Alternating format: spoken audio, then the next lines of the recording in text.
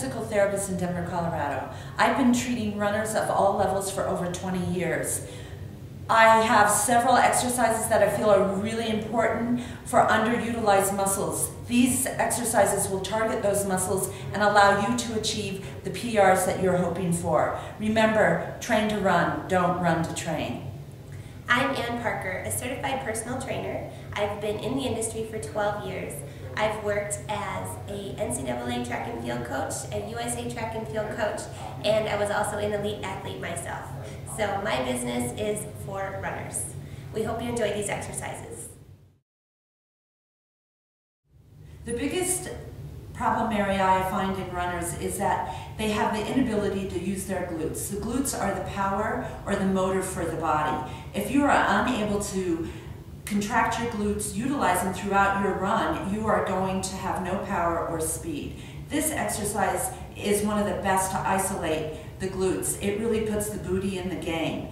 It's a bridge, best done single leg. I'm going to have Ann bridge up now, and when she does that, I ask her to engage her glutes. Nice, level, steady pelvis. If you do this part of the exercise and feel a cramp in your hamstrings, that means you're overusing your hamstrings and not utilizing your glute. If this seems easy and you can do this with no problem, the way to progress this exercise is to lift one leg off about 3 or 4 inches and now hold that for a count of 5. And you should start to feel your glutes work. It's really important to keep your pelvis level throughout this exercise. If you're able to hold it for a count of 5, keeping your pelvis level, then you're going to progress it to a single leg bridge where you lower your hip down and then bridge up. Doing this slow and controlled and emphasizing the contraction of your glute muscle. Single leg bridge will be one of the most effective exercises to get your glutes into the game of running. The next muscle group that is most commonly underused in runners is another group of glute muscles called the glute medius. This muscle is out on the outside of your hips. It's very important that it fires to stabilize your hips so you're not doing a hip drop every time you land on your foot. This is called the clam walk. You have a TheraBand placed above your knee, and then you keep in a squat as Ann is doing and step slowly, keeping resistance on that band as you come across. If you're doing this right, you should feel some engagement and fatiguing of the lateral upper part of your hip.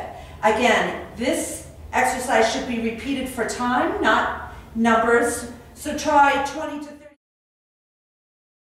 Another area where runners are often lacking strength is in their foot and lower leg. There's a very important muscle called the posterior tib that comes down from deep inside your calf and goes down and attaches to all the bones of the foot. It's very important because it supports your arch.